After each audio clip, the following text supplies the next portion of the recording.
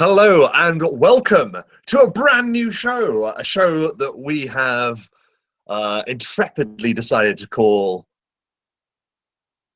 World Workshop. I nearly forgot the title, Lloyd.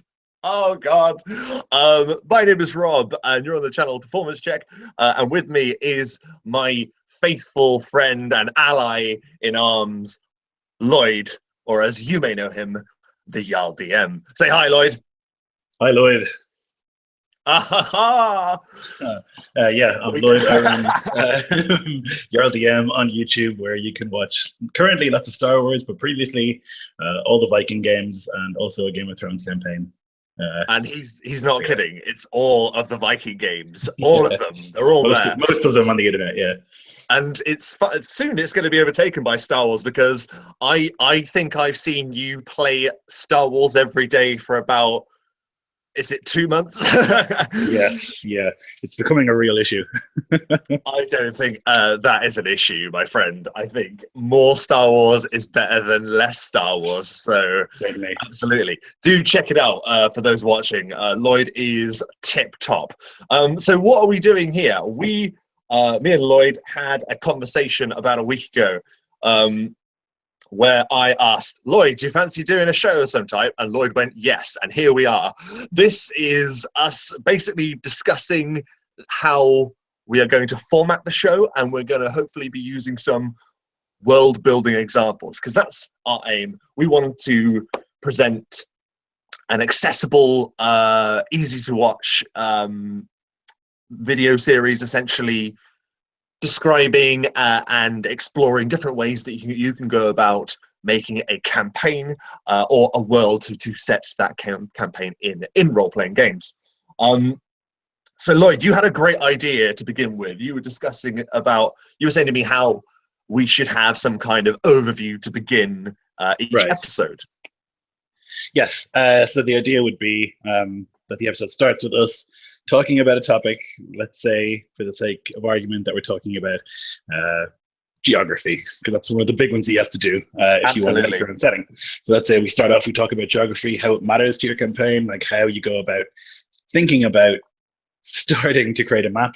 And then ideally we'd both talk about maybe some tools that we use, some approaches that we usually use when we do this kind of thing. And then at the end, the idea would be that we could like show practically how we do it. Absolutely. Often I think with videos that you see, there's a lot of, this is the way you do it, and here's like a bunch of ideas thrown out, but you don't see anyone actually do it. You don't see any of the grit or the hard work, you know. Yes. It's harder to, like, obviously if you've done it before, you know how to do it and you're experienced, and it gets easier. But if you've never done it before, you don't know where to start. It's good to see someone actually do it. Absolutely, man. I have a question to begin with. Have you fallen out of the window? I am smoking at the back door. Oh, there you are. I just saw this vague shape in the corner by the window. Oh man, amazing. Okay, so that's a really good idea. I completely agree. I think you're absolutely right. It does kind of, those shows definitely kind of gloss over the grit and actually doing the work. So our main focus, as it were, with this series will hopefully be that we're actually going to be generating a world as we go. Lloyd and I are actually going to create a D&D 5th edition setting throughout the course of this series, and in that we'll be creating the world. We will be creating I guess story hooks and campaign arcs, and maybe even some characters and an overall storyline, perhaps exploring ways that you can fit fluctuating different narratives throughout this world that you're building as you go, essentially. So I don't know about you, Lloyd, but I'm kind of happy with that so far. Yep, sounds good to me. Definitely. So with that said then, shall we decide the overview? Now, you had a good idea about what we're going to talk about in this very, very rough and ready edition of World Workshop. Yeah, so I was thinking that today we could talk about starting to get started. The idea of an idea. I think the hardest part is choosing what you want to actually do. So like that's what we could talk about today. Well, this is something that I've actually wanted to ask you for a long time, just personally, because as we were saying before, Lloyd has been doing quite a lot of Star Wars games lately, and there's quite a lot. How many would you say you've been doing in a week, Lloyd? I'd say since I started, and I started about a month and a half ago, I've probably done 30 games, I think. It's incredible. That's an incredible amount. And I think I even said to you, I mean, you're prolific, man. I mean, that's you coming up with the story basically every night in a month. So with that in said, and we're thinking about how we get started, how we like the match, as it were. How do you personally go about it, Lloyd? Well, it's very different for one shots and campaigns. That is very true. It's also one of the big things with Star Wars is it's all there. The whole world is there. It's all already out there. All of the worlds, planets, geography, setting, it's all there and done. So it's a little bit easier to fire into one shot. So when I make a one shot, people know Star Wars. Exactly. So when I make a one shot, I kind of think about a simple mission, a job, something very easy, something like get to point B, or bring this to here, or kill this dude, something like that. And that's like that's the best way to start, I think, something simple, and then you add complications on top of that as you go. So like one of the ones is called a simple job. It's go here, pick up this thing, these crates, and bring them to another place. Yes. Very simple. They get the crates, and then there's another person who would like to join them, like a transfer. Just they're going across the galaxy. I'll pay you X amount of credits if you bring me. That's all fine. And then they get ready, and then as they're leaving on the last day, this person that they picked up runs towards them, sprinting towards the ship, and stormtroopers are like firing at that person, and it's chaos. And she's like, start their ship, and they get on, and they have to leg it, and then suddenly they're in trouble. It's no longer a simple job, and then it all kind of goes from there. So I usually just write a simple idea and then throw in some complications along the way. Absolutely. I mean, that's absolutely incredible. I think that's it's quite good that you can look at it structurally as well. I mean, you are assessing, it's a one shot. You've only got a couple of hours to tell one story. You do have to be economical with how you utilize plot hooks and that kind of thing. But I suppose, I mean, it is incredibly helpful when it comes to making a campaign, for example. I mean, a campaign in the broadest sense would just be a number of those situations like one that you just described, Lloyd, all together in a row, and they're strung together by different narrative or gameplay elements. And there you go, you've got a campaign. So it's an excellent way to look about it. So in terms of starting out then, how would you say, if you've got a campaign in mind, and for this, I mean, for argument's sake, I think we agreed, we are going to do 5th edition D&D as our basis. Mm-hmm. So if you're going to go about doing a D&D campaign then, Lloyd, how would you say what would you say is the way that you begin doing so? So for me, the most important decision you make is the scope of the campaign, how long it will be, and what you want to achieve with it. Because everything follows on from that decision. So if you want to do a 3-shot, a trilogy of games, that's a campaign, but obviously that's going to be very tight, concise. There's going to be a lot more writing on your part. If it's so tight, you need to have the story really be clear and almost a little bit more linear. If you want to have an open-ended game, then there's a lot more work to be done in terms of the world building and the setting and stuff, because they can go anywhere and it's a lot more freeform. So the scope, I think, is really the first thing you have to think about and the most important thing you have to think about.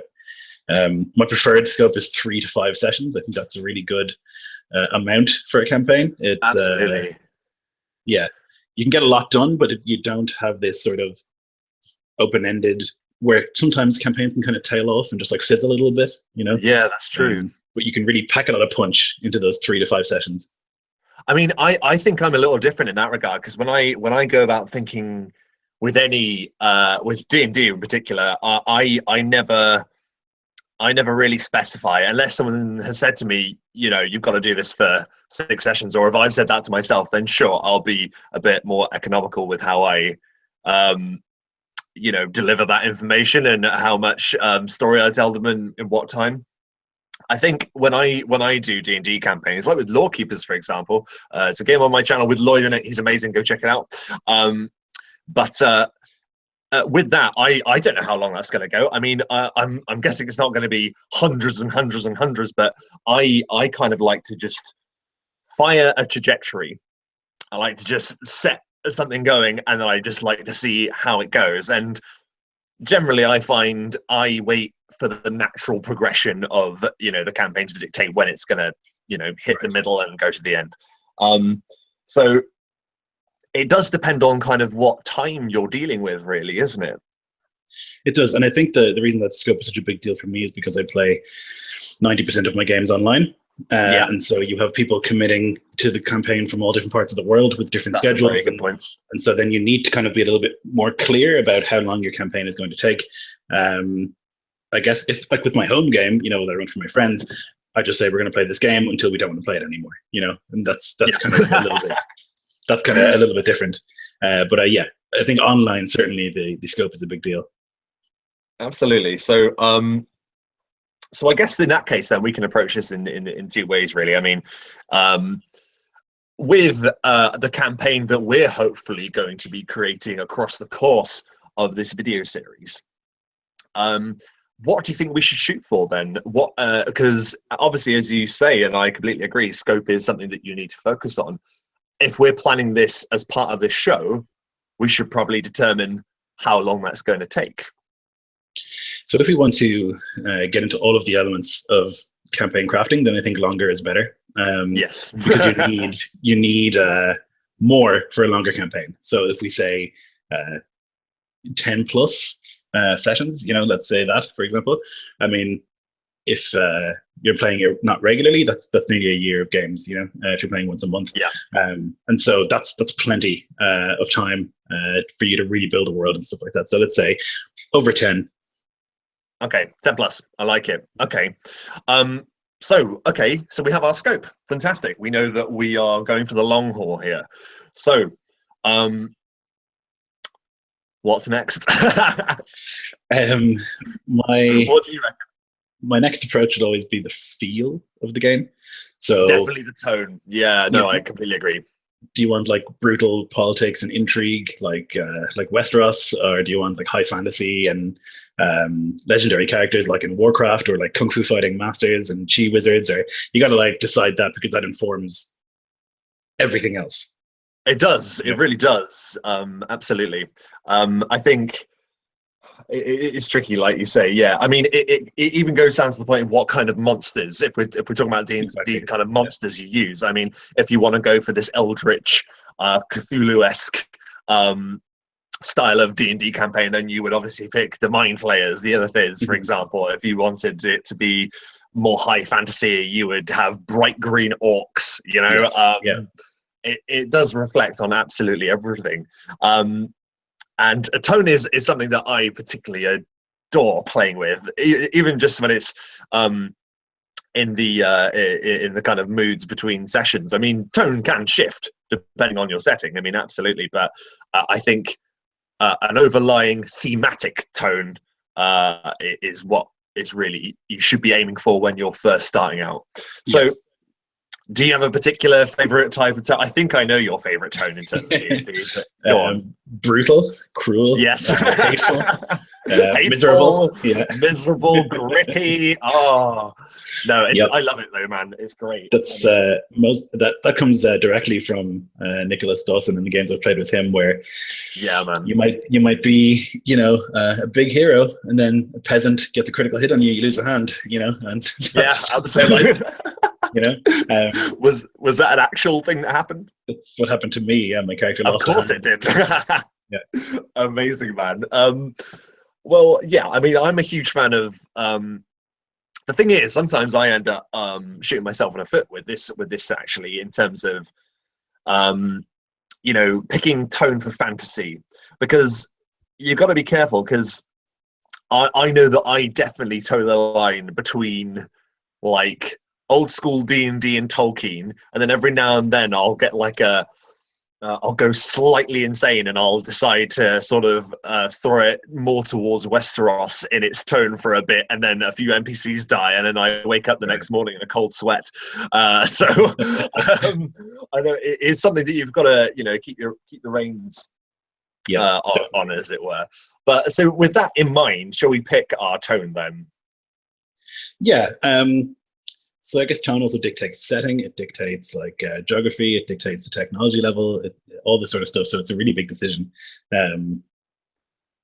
Like I've done many gritty, low tech or low magic, I should say, settings.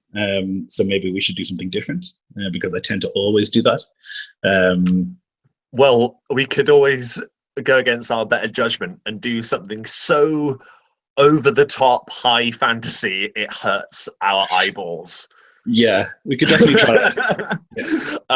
I don't know how great I would be at that. I mean, I do like my over the top set pieces, but in terms of I don't know. I mean, it's yeah. tricky, I think actually that I might struggle to come up with ideas. Yeah, it might be hard. Because, we should play I have a lot of historical knowledge. Like I do a lot of reading about history. And so a lot of that informs factions, and it informs like the architecture and everything from the games that I make. And so I'll find it really difficult, I think, to come up with like, you know, if magic is really common, like how castles are built and all this, it's all just different. You know, like why do you have a peasant class if wizards can just do stuff with magic? You know, absolutely, totally that's insane. Yeah, it's absolutely true. I mean, with wizards, I mean, everyone would have gold. Yes, you know, that would be it. It'd be hyperinflation. You'd be carrying money in wheelbarrows. It would be nuts. It would be 2,000 gold for a slice of bread. So, and with, you know, druids, like why doesn't the king hire a druid and then every crop just works perfectly all the time? You know, there's never a famine. You know, and it's like why are there peasants at all? You know, why is not everyone simply there's no point middle class? Right. Amazing. Yeah, just hire a druid. They're just like over the top gardeners. Gardeners that have roided and occasionally turn into animals. Oh man, okay. Well, then maybe we should play to our strengths then. That is a very good point. Maybe, because it would be a shame, I know for me personally, doing the show with you to miss out on, because I know that you are very much the history buff. I know like bits and pieces, but I can tell just from watching your games that everything you use is quite informed, I feel. To some extent, yeah, definitely. It's exactly the opposite to me. I just go, "There's a castle because it's cool." Right. So there's a bit of that. But yeah, man. So we could strike a healthy balance, perhaps. Shall we say grit light? Grit light. Yeah, that sounds good to me. Okay. That sounds good. If I had to describe Lawkeepers, I would call it grit light. It would be like between gritty and high fantasy. Yes. So a kind of middle-ish kind of fantasy, which doesn't sound very exciting at all. It's not one thing or the other. It's just the word middling is just not a good one, is it? It's just that's true. Mediocrity. Middle Earth, so you know. Right. Yeah. It swings and roundabouts, Lloyd. You know. Okay, so we'll go for grit light. Excellent. Right, well, what's next? So I don't know if everyone does this, but I think about themes a lot when I try to come up with a game. Like, absolutely. So with the Jotunheim campaign that I ran, which is a Viking themed campaign, the theme there was like fate and destiny, and can you change that? Like the world is ending, it's destined to end. Can you do anything about it? That was the question, and that was a theme. Oh, that's beautiful. So like something like that is always really good, and I think that like can inform your adventures and your arc as well. You know, like where the characters are going and what they're doing can be informed by, like in Numenera, for example. Most of the time when I run Numenera games, they're about AI versus organic, and like not versus in like a combat sense, but like the question of, does artificial intelligence mean sentience, and like can they feel, like those kind of questions. So maybe it's a bit lofty sometimes, but I definitely I like to think about those things before I get going, you know. Yeah, I think. Well, to be honest, mate, I think it's kind of important to be. I mean, you call it lofty, but I think a better word for it is definitive. Like you are addressing this issue, and you're not scared to obviously lay it out in front of the players. I mean, yeah, I particularly also enjoy the element of that, like the folly of man. Do we have the right to create life? Absolutely. So those are very important questions. But so okay, so we have that. What would you say is I don't know, like in terms of themes for me, I do like the classics. I mean, there's good versus evil that I like, obviously, because it's a classic, but I kind of like them, once again, the middle ground between that. Right. Yeah. Rather than saying that your players are heroes, you as a DM or a GM have to provide them with reasons to become a hero. Because you can't, I mean, it just falls so flat when people just, they walk out their door one day and they say, I'm going to be an adventurer, I'm going to be a hero. And it already feels a little bit... Yeah, it's show, don't tell, and when you just say that you're a hero all the time and you shout that you're lawful good, are you? Are you? Show it, with your actions and how you behave. No, I agree. And I think that's actually a help. I mean, some people are kind of against alignment. I quite like alignment, really. I have no time for it. No time for it. Do you not? No. I mean, I think... Okay. I've just stumbled into a rabbit hole that I didn't know was there. I will explain. But alignment, for me, I think... I don't believe in absolutes. I think that there are always... ways to obviously make sure that you're not towing a direct line. But I think it is helpful, particularly if you're a new player, I think, to introduce them to different elements of characters, because I guess some people might not think about that. Yeah. But I think it's very helpful when you first start with D&D to kind of get a spectrum for how your character is supposed to act, because when you first start, the idea of playing a different person is really tricky. I think it's like a little bit jarring, trying to think like a different person. So the alignment can help you there. But I think because I've played so many games and those are so long, that to me it's just like limiting. And I've played in games where like punishments were dealt out for not acting according to your alignment and stuff, and I just have no time for that. That's just not my. No, that's too far. I don't like that at all, because then that's basically someone saying that you did something wrong. Right, you're playing your character wrong. Yeah, I'm with you there, man. Absolutely. But anyway, how do we get onto alignment? Christ, it was my fault. I think I'm pretty sure it was my fault. Yeah, that's right. I was talking about good versus evil, but rather giving people reasons to choose to be good or evil, if that's the way that you want to go about it. So yeah, we were talking about themes anyway. So back to themes. What would the theme be for this game? I think that's like a big question. And if we're going for grit light, I think maybe something classic, like a hero arc. There's a bad guy. He's doing bad things, like clearly bad things. Yes. And like you don't have to be a good guy to stop him, but you have to be a sane person to try and stop him, because bad things will happen. Absolutely. Okay, I like that. Okay, so but what is this guy doing wrong? Yeah, that's the question. So this is where the theme comes in. Like, what is his evil? What is the evil that's happening? Is it like his palette? Yes. Is it he wants to destroy magic and bring tech in? Is it he wants to dominate the world with his cult? Is it those are the questions, and that changes the game dramatically as well. I think that's a really quite an over the top one. Is the wants to destroy magic? I love that. I mean, if you're thinking about most D&D worlds where it's quite magic heavy, I mean, it's like an integral part of life. So to want to destroy an entire element of life in a world is always a classic, I think. Yeah, so maybe he wants to kill the god of magic. He wants to kill the god of magic and take their power, and that he's the only one who can have it. Something like that, maybe. Something kind of mythical, you know? Yeah. Maybe.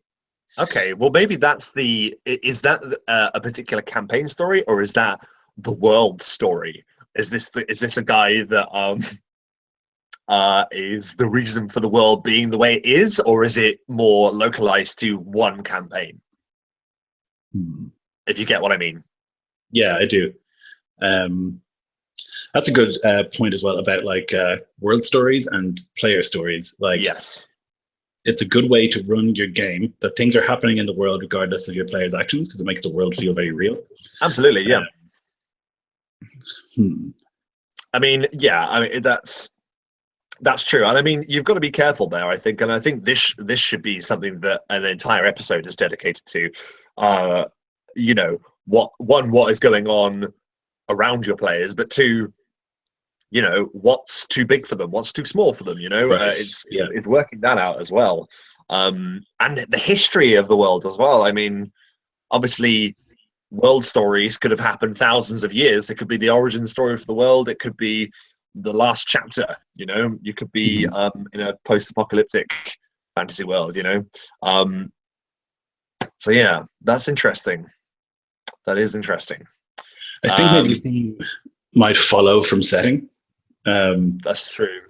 To some extent, you know, they kind of go hand in hand. Like, if we're playing in a mythical Chinese setting, then the bad guy will have different ambitions too. If we're playing in a Viking setting or a Roman setting or just a standard high fantasy setting, you know, it's all a little bit dependent. Yeah. Okay. Interesting. So maybe figure out setting first. I love this. We're like, yeah, we're going to teach you how to do this. We're like, how do we do this again? This is the kind of the point though. There's a lot of brainstorming, a lot of like crossing out ideas, coming up with stuff, and being like, not crazy about that. And I've done it lots of times where I've like made a full map and been like, nah, and then just scrapped it. You know, like sometimes you just have to do that. Yeah, I've done that a bunch of times. I've done that for the campaign that you and I are at Lawkeepers. I drew an entire map for it, and then I was like, no, that's not it. just threw it away. So yeah, I completely with you there.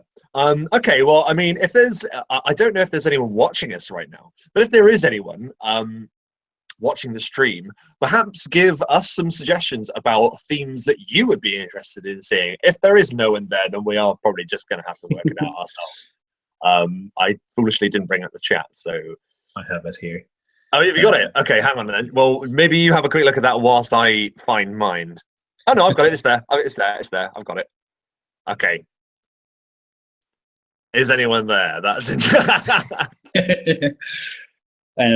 So I think one of my favorite themes to go through is that the bad guys aren't necessarily bad guys; they just have different ideas to you. That's right? Very true. Yeah. So, like I'm running a Game of Thrones campaign at the moment. Westeros is a place where there aren't any bad guys. There's just selfish guys, you know. Yeah, that's true. And like they're like, from their point of view, they're doing what they have to do, you know. And so like that's kind of a thing I like to do. The bad guys aren't necessarily evil. They're not like black and white evil, you know. And my favorite thing to do is when the players kill a bunch of bad guys, that one of them runs over to his friend and he's like, no, you know, like the bad guys care about each other the way you care about each other, you know. It's no, that's a really good point, actually. I mean, you don't see that often, the bad guys rushing over. Yeah, I really like that, man. Okay, so this guy has a different kind of opinion on things than most, shall we say. Oh, we've actually got something there. We've got Dragon Eggs Benedict. Thanks for watching, man. Thank you very much for meeting us in our insane little world. So he says, I am currently working on how to evoke the theme Going Home, similar to the Iliad or Homeward Bound. Oh, man off my own heart there. I adore that kind of theme. Absolutely. That's a really good one. But I suppose that makes it more of a journey, I suppose. I mean, yes. Yeah. Well, that would be very good for exploring. just wandering, trying to get home. Like, it's good. I like the idea of like a Odyssey style. You've been to a huge war, you've been to somewhere, you've been brought far away, Definitely. and then the campaign is over, and you have to get home somehow, and you don't even know where you are. You know, like Alexander the Great marched all the way to India with his army, and then at the end, they were like, "Okay, we're going home now. You have to walk home from India to Greece." Yeah, yeah. It's like the worst night out ever. Exactly, yeah. You know, and it's like that will take you years to get home, and it's like a whole other adventure trying to get home. I love that. Yeah, they were totally were. They were. They must have been kind of annoyed at that. Yeah. They probably stopped off at other places on the way, though. I mean, you can't, Yes. travel broadens the mind. Oh, definitely. Yeah. But that's a really good one. So, are you feel settled on a theme at all at the moment? Because I don't think I am. No, not at all. I definitely think that we should include the idea that bad guys are not evil necessarily. Like, Yes, not middle. In Middle Earth, the orcs are just evil. They're bad. They're unquestionably bad. They're hateful. They're cruel. I like the idea of bad guys who are just doing their job. Yeah. They're like, to work with this guy. He offers, good pension, or like whatever it is. And they just work for him, That's very true. Okay, well, in that case then, so these aren't bad guys then because they are the evil cackling overlords. These are just people as well then in that case. So does that mean that they're from a different nation or are they a different race even? I think if we're going for grit light, then another race is good because that's a very tropey thing, right? Goblins are bad guys. Orcs are bad guys. And I like the idea of that they're not necessarily bad guys. They just work for a dude. So yeah, I would say different race maybe, because that can also bring in good racial tensions and some political stuff. Okay, interesting. So we have a world that is beset by a divide between two races. Excellent. We've already got a starting point. I think another reason why this is difficult, for me anyway, mate, is because I've never ever written a campaign with anyone before. It's only ever been a exercise that occurs in my head, and it happens right up until the point that I sit down and I start. Like there isn't like I have written a campaign that I'm going to do.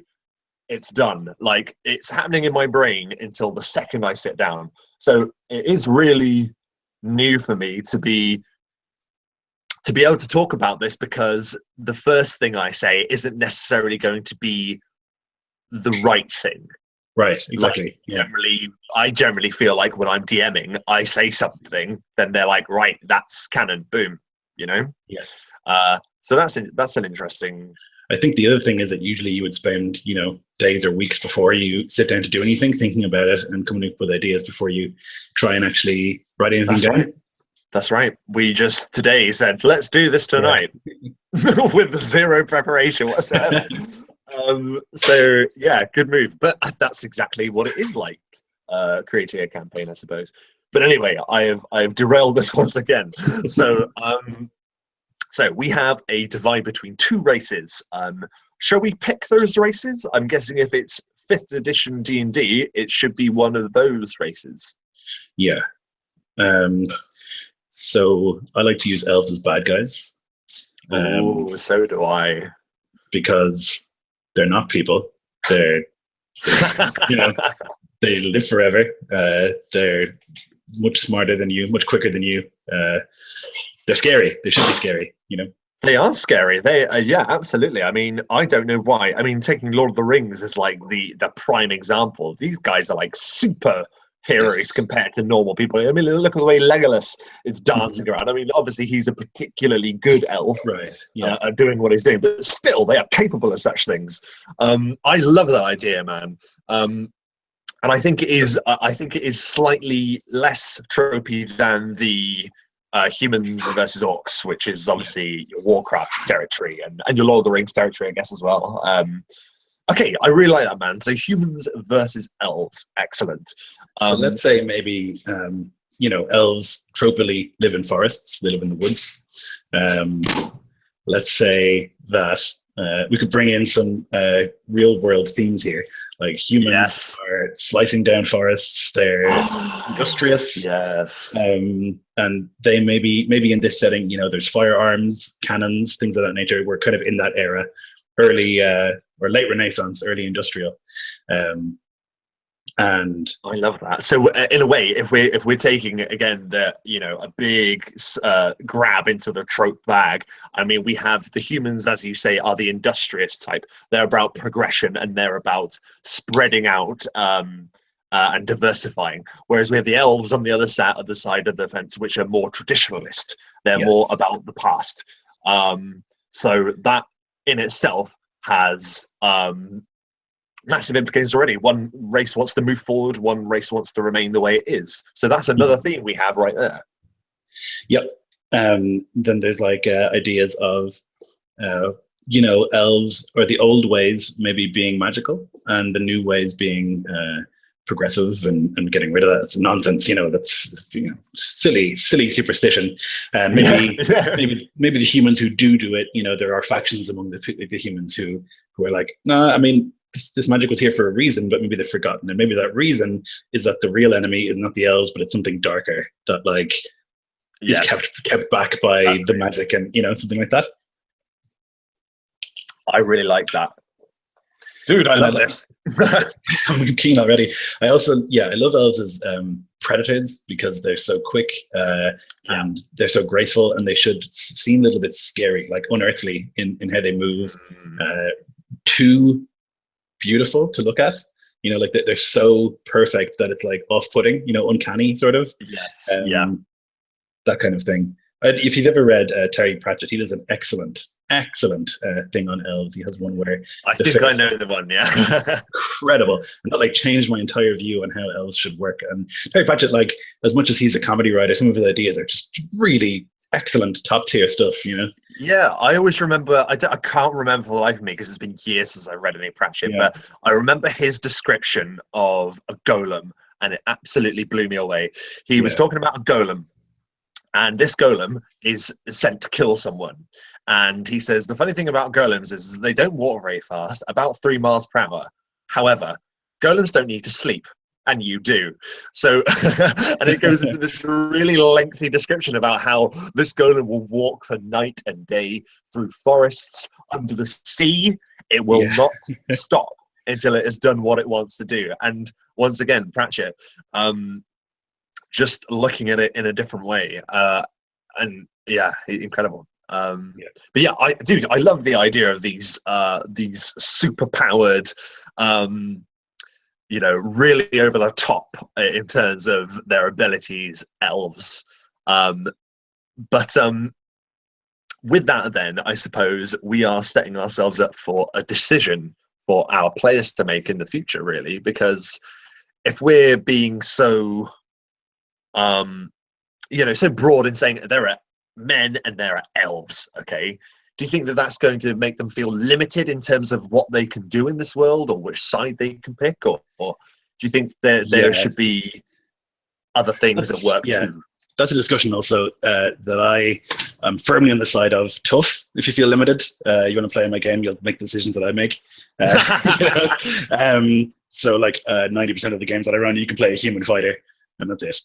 So I'm not concerned about that. But yes, I think you'd really, if you're running this game, you need to either be on one side or the other. And I think that's kind of high fantasy. There's absolutes. And we could even have, there's humans and dwarves and gnomes, maybe, who are like the industrious side, and there's elves and whatever else is in D&D, is on the other side. Oh my God, yeah, that's a really good way of looking at it, man. Absolutely. Well, they actually quite neatly put themselves into either, I think. I mean, if you think about it, you've got so men, gnomes, dwarves are the industrious types. Elves, I suppose, dragonborn, orcs. Yeah. You could definitely have orcs just be, and that sometimes they are in D&D, they're playable and they're just kind of rustic barbarian people rather than cruel, hateful, evil guys. Yeah, you could have orcs you could replace, or you could have orcs and half orcs if you wanted to, as options, or just simply, or simply replace half orcs with orcs. and they're in the forest faction. Dragonborn, certainly they're natural. You could easily twist some of their lore around to be on the side of magic and nature. And then tieflings, I mean, they're magical anyway. If you want to include them, then certainly they're on the side of magic. Yeah, absolutely. That's really interesting, actually, because then if you go back to our musings of our villain, or whether it be a world villain or whether it be a campaign villain, has to fall into there somehow as well as there. Oh no, I suppose no, because we said that we wanted our villains to be just other people. We ditched that. Yeah, so I think the idea would be cool that if, you know, players can be from any of the two factions, right, and they've come together for some reason. You can figure that out down the road, right? So to not limit them too much, they can pick whatever they want. And these people are forward thinking, and they have discovered that something nasty is going on, right? And then the villains that they see will be, you know, the human commander, general, lord, and then the elf mistress, queen. You know, those are the villains that they see. And the further they dig in, the more it turns out that these people are really not causing the problem the same way that there's something else, some sort of undercurrent of something nasty that's like causing the real problem, you know, sort of an investigation. So like they get to maybe they get to the point where they defeat one of the villains. It's all this triumph, and it turns out that's not the bad guy, you know, and that person was actually helping or something, you know. That'd be great. That's classic. Absolutely. No, that is definitely it's good to have those types of red herrings in there. Well, not red herrings, but it's just the reveal, isn't it? Where your expectations are subverted in some way. I really like that. And I suppose this entire world will hopefully subvert the expectation that, you know, obviously one is good and one is evil. No, they're both trying to get on. It's just circumstances are forcing each of their hands because of their ideologies. This is amazing. If the players are from both sides, that they have the strength of either, you know. So let's say one of you is a human fighter and you've got, you know, high-tech armor and a gun, you know, like a flintlock gun or something, and you've got like plate mail, and you're like, you know, the tech side, and you're like progressive. But then because you have allied yourself with like this elf, he has the ability to cast spells, and it's like staggering to you that some people can still do that, you know. And so you have like the two together working to figure it out.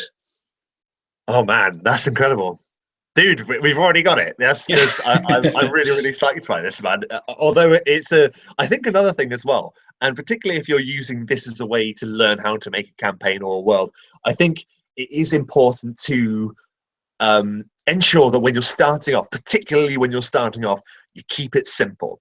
I mean, we are kind of doing it in a kind of backwards way. I mean, a lot of people would recommend starting small in a small location, and then building it from there, from one dungeon experience to then an entire campaign. But I mean, some people don't work like that. I know I don't work like that. I can't think of anything else until I have the big picture, because I want that to be influenced by it in some way, you know. So yeah, it's interesting. But as long as you keep the ideal simple at the beginning, I think that's key. And I think we've kept it quite simple. We have the two divides then. The one divide between the world, essentially, and its races.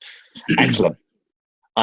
So in that case, what would you say is the next step then? I wish I had written these down because we talked about this.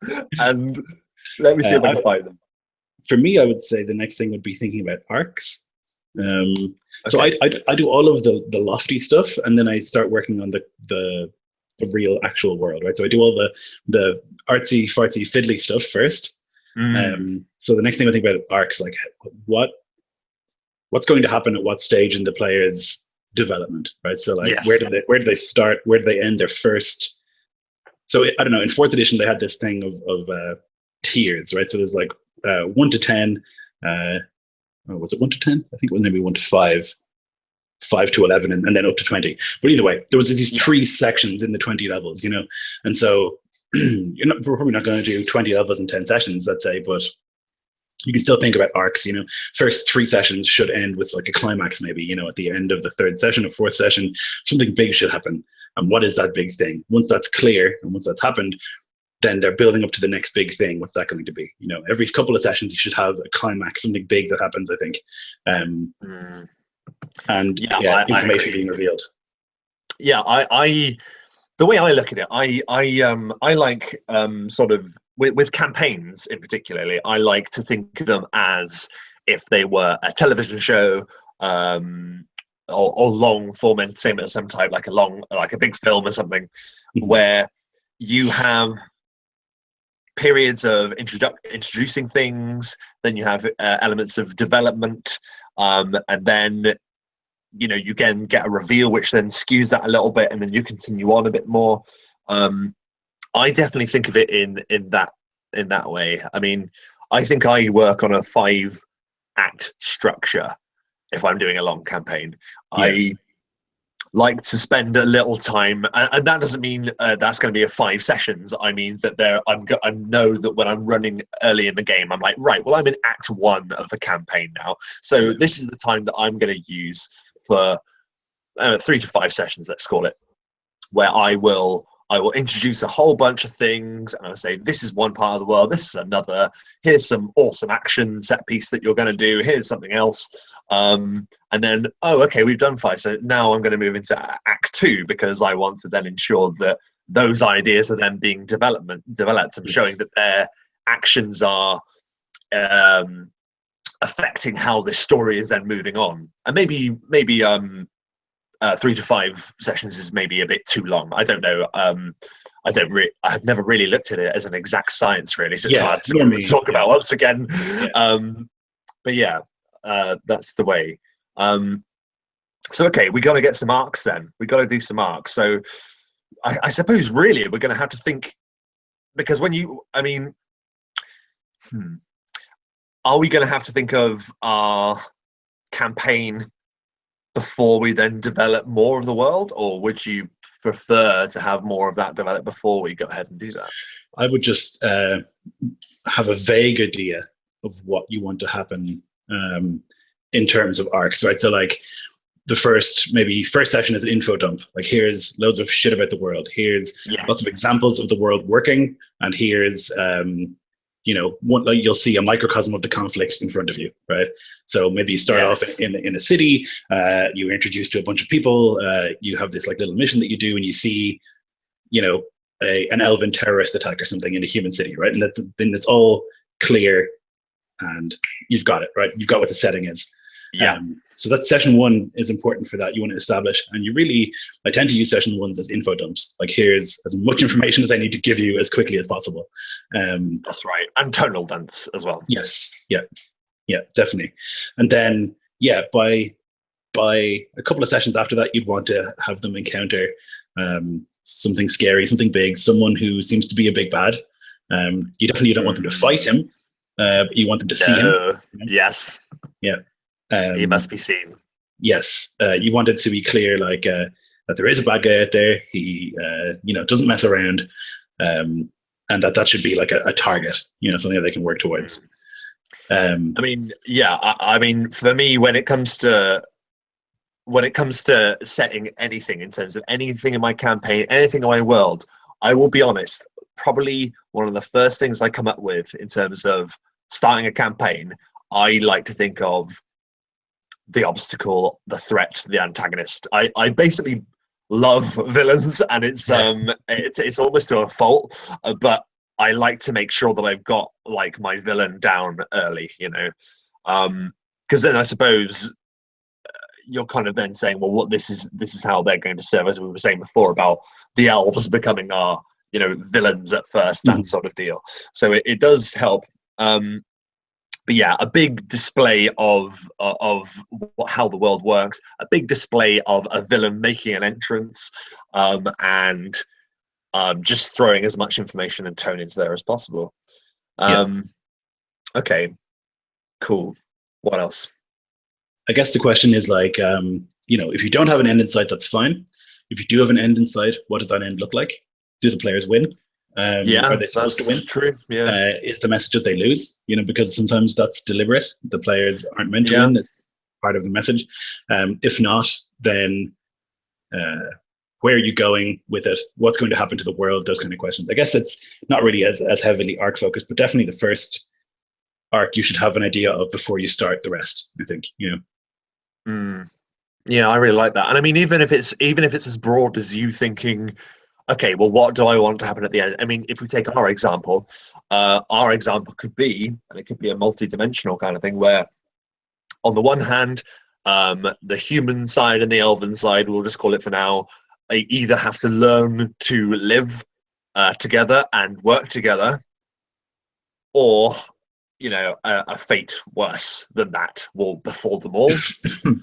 I think even if it's as broad as that, that's what you want to sort of Yeah, aim towards. exactly. Now, Yeah, it whether doesn't have that to just be be a hammered yes, down. Doesn't yeah, have to be specific.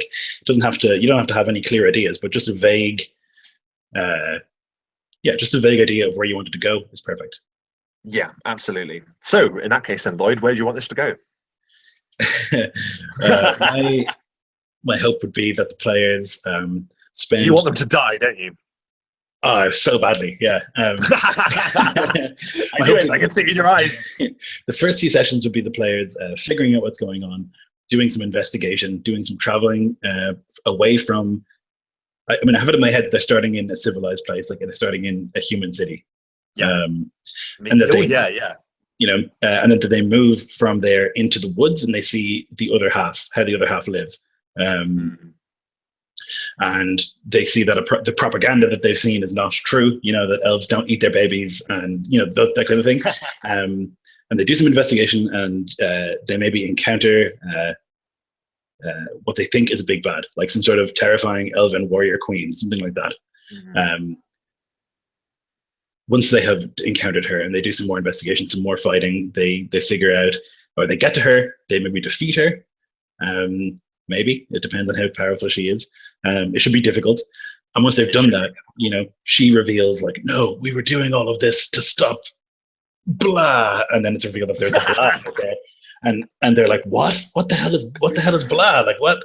Um, you know, Maybe that's a Lovecraftian sort of feel. There's like something on the That the edge of the sky veil, opens and right? yeah, Cthulhu rains his glorious Yeah. thunder down upon us all. So that would be the Yeah, middle, right? Like they defeat her, they discover that there's a bigger threat, and then yeah. the next part would be them trying to bring together the two civilizations who hate each other and are deeply unreasonable. Yeah. They're trying to get them to work together because there's this bigger threat, and no one is. They're all like, "Nah, that's nonsense. It's bullshit." This is not the case. But they've seen it with their own eyes. They've seen this thing happen, and they try to get the other factions to work together. And then a couple of sessions of that, and then we'll see the thing coming. Depending on how well they've done, how well they're prepared, there's a battle with this thing or this force from another dimension or whatever it is. And then that could be the climax potentially. Yeah, absolutely, man. Um, oh man, I'm really excited about this now, and I think that's something that's key as well. And I mean, we were talking earlier about like I mentioned before, and you alluded to as well, that generally when I make a campaign, it's all in my head. I don't really speak to anyone else about it. I just sort of just focus in and I just write and I dream essentially. That's how it's the two things that I do.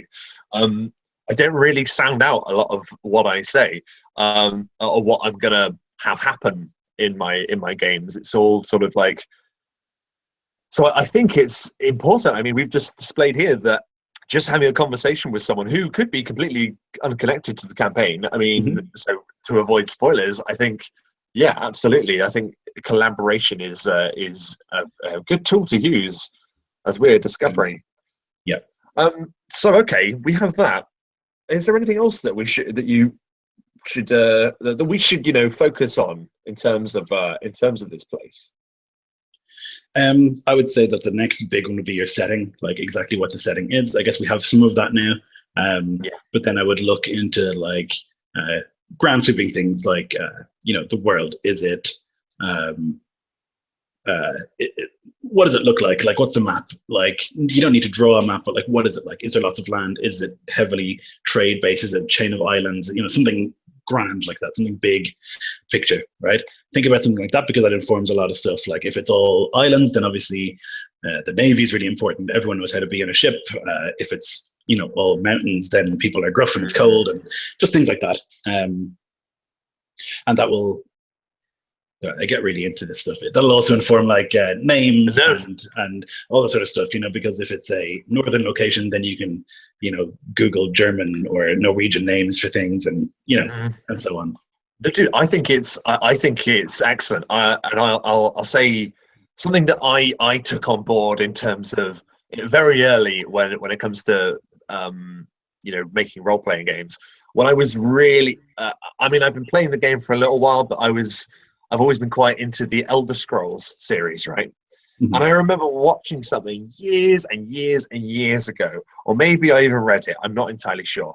But I remember them saying at Bethesda Soft, or Bethesda Softworks as it was, I think, at the beginning, that the first thing that they work on when they're creating their open world, their glorious world, is that they work on the first character, and the first character is the world.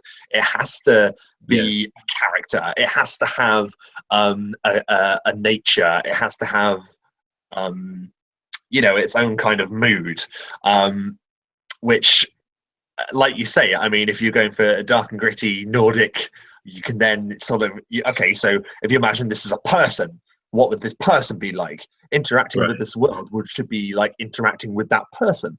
So that's something that I've always gravitated towards. That's really good advice. I hadn't heard that before. It's very good. Well, it's exactly. I mean, that's what I've taken on board. And from the way that I tend to look at things in a performance way, that's key for me, because I like to get in the mind of things. But if we were going to have a conversation with this world, because it's a character, like, what would it be like to talk to this person? Like, is it friendly? Is it agitated? I suppose actually, as it's divided in two, it's going to be kind of schizophrenic, right? I think arrogant yes. is how the world is. Aloof, arrogant, very interested in itself. You know, I think that's like a good, arrogant, confident, even cocky. Because they both think they're right. Yes, yeah, they're both sure they're right. You know, absolutely, they know. Oh man, that's spot on. And I like aloof as well. I like, I don't like everything being nailed down as well. Like, I like my edges a bit hazy, because it could be more. So I mean, that's just that's like a get out of jail free card as well, is to not having everything down straight away. I mean, at some point you do have to start nailing things down, but especially when you're new to this as well, don't feel constricted by your own creations in that way anyway. Dude, I absolutely love that. So I think it's important to say that vague is good as well when you're making a world. So like, yes, I like so vague. When I make a map, you know, like I put down mountains because those are big and immutable, and I put down forests because they're huge. I don't put down towns. I don't put down stuff like that, because the towns are where I need them to be at the time, you know? So like, if the players are walking and the town is actually 400 miles away, but I need them to get there today, the town is 400 miles closer, you know? Like, it just doesn't. It's like, oh crap, they need to be here. Absolutely. No, I know what you mean. In the grand scheme of things, where exactly the town is, or, you know, how far it is from this town to the next town, unless it's a very specific situation and suddenly it is important, in which case you just make it up. You know, it's like, nobody knows. You're the only one who knows. So you can just afford to make it all up whenever you feel like it, you know?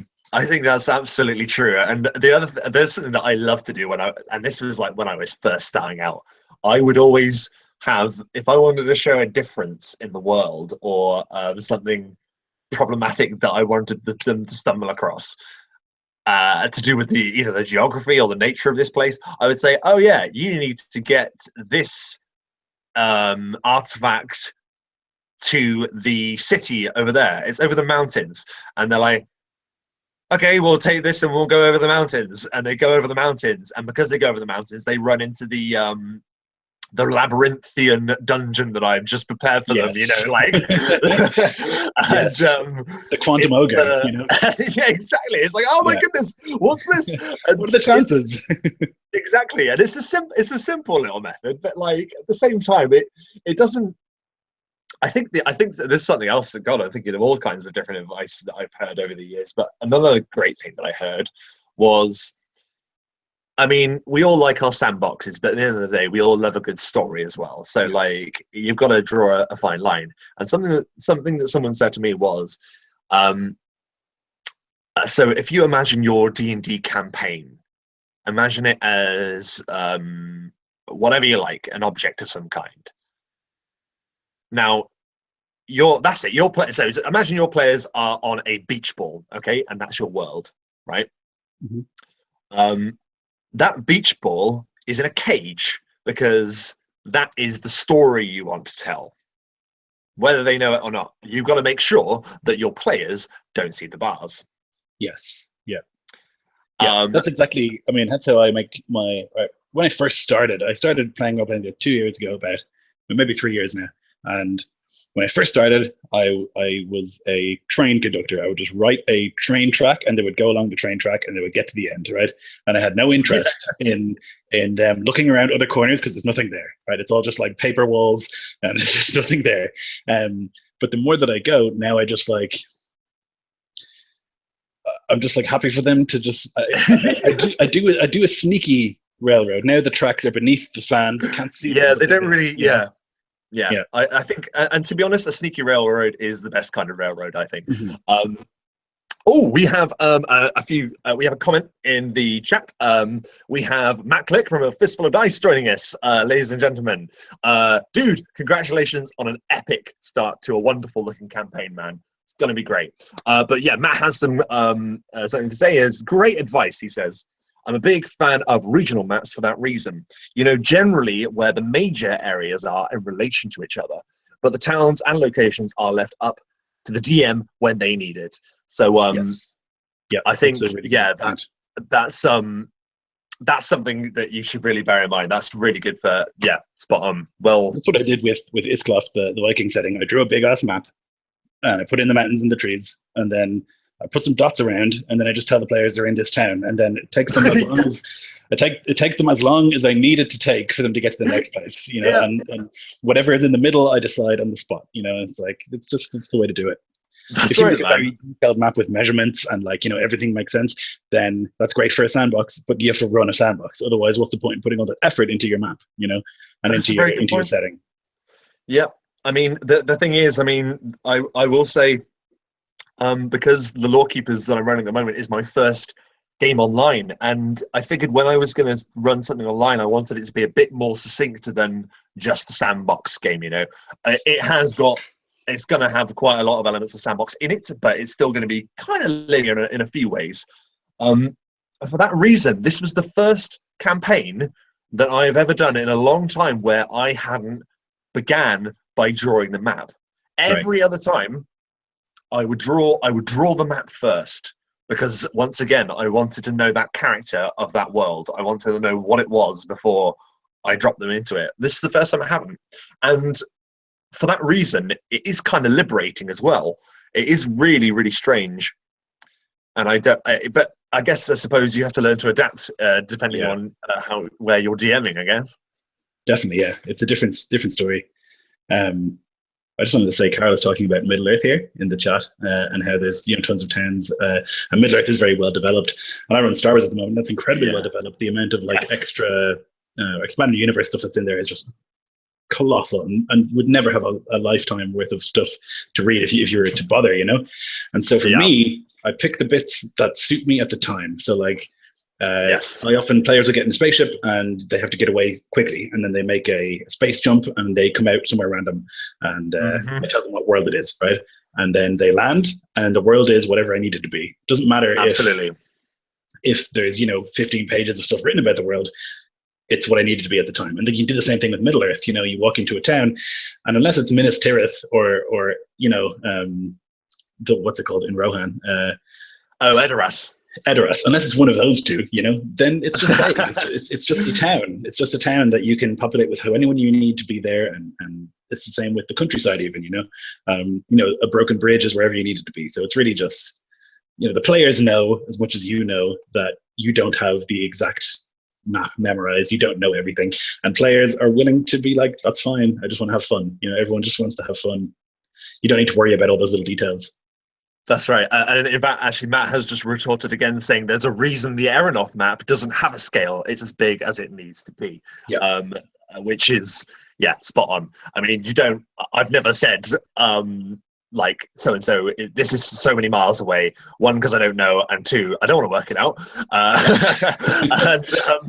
And also that's why again, quite near when I was starting, I was saying, oh, this is so many leagues away, knowing that no one knows how far a league is really. I mean, no one really knows.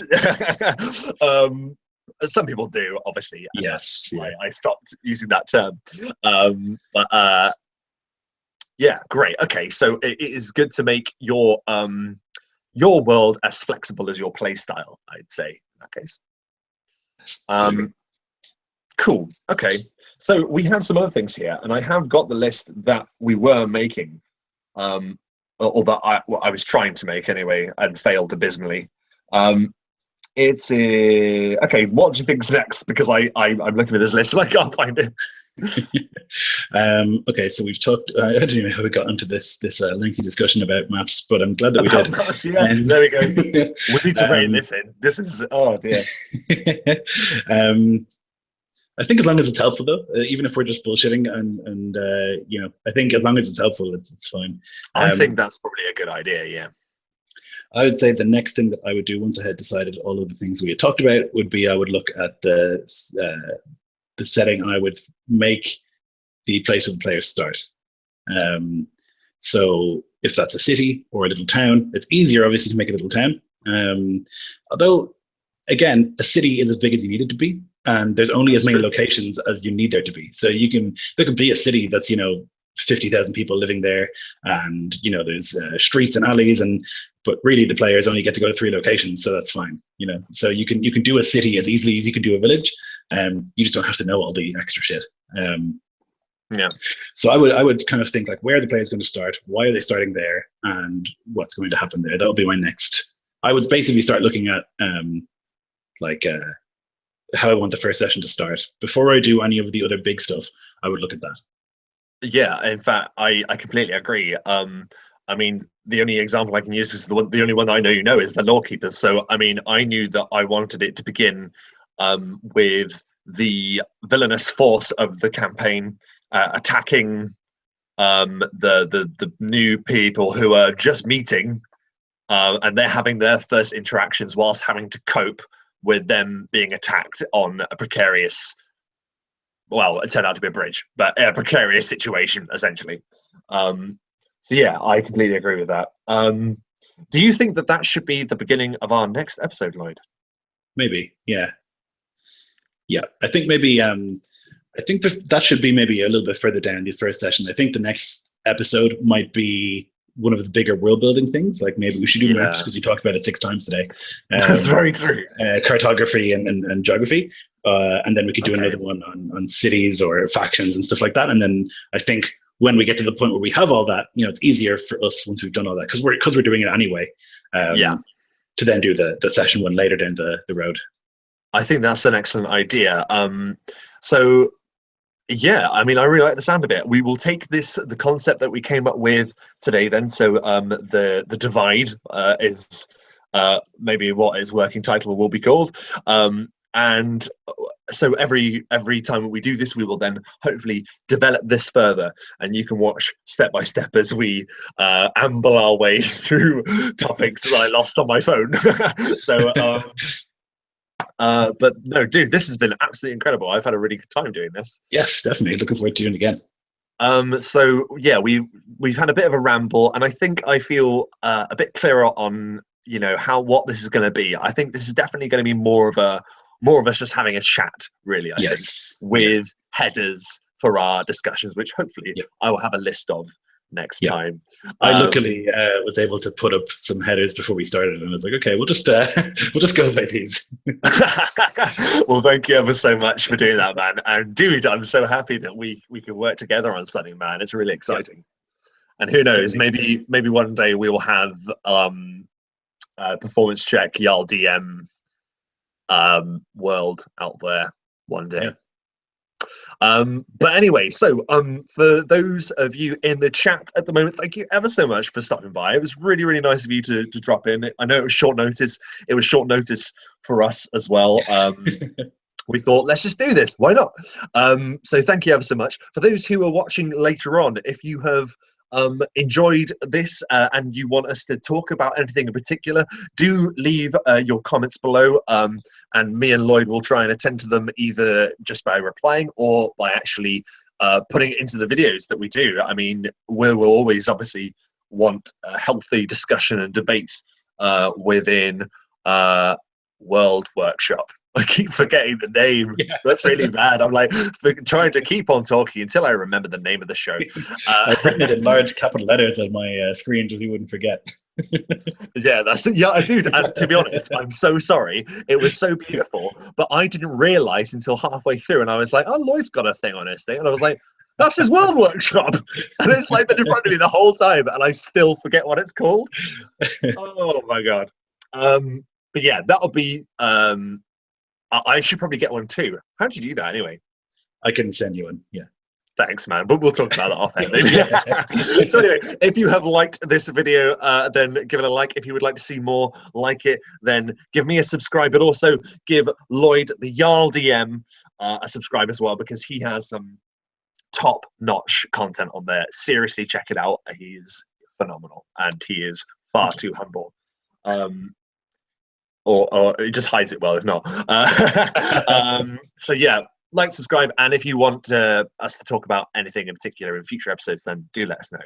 So thanks for watching. Lloyd, you give your sign off, man. Bye. That was a short one. Okay.